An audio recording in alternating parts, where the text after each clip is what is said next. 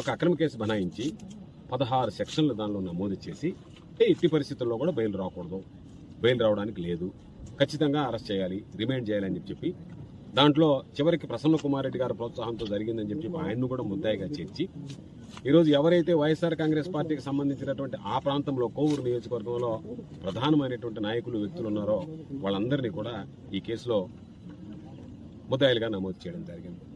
ఇది దురదృష్టకరమైనటువంటి సంఘటన. నేను ప్రతి ఒక్కరిని కోరేది, అధికారం అనేటువంటిది ఎప్పుడు శాశ్వతం కాదు, ఎవ్వరికి శాశ్వతం కాదు, ఏ పార్టీకి శాశ్వతం కాదు. అటువంటిది ఈ రోజు రేపు మీరు అధికారం కోల్పోయిన తర్వాత మీరేదైతే కక్ష సాధింపులకు పాల్పడుతున్నారో, మీరేదైతే అక్రమ కేసులు ఈరోజు నమోదు చేస్తున్నారో, మీరేదైతే పోలీసులను గురిగొల్పి అరెస్ట్ చేస్తున్నారో, జైలులో పెట్టిస్తున్నారో, రేపు అదే పరిస్థితి తిరిగి పునరావృతమైనటువంటి పరిస్థితులు ఉన్నాయి. నువ్వు ఏదైతే విత్తనం వేస్తావో అదే పండుతుందనేటువంటిది గుర్తుంచుకోండి.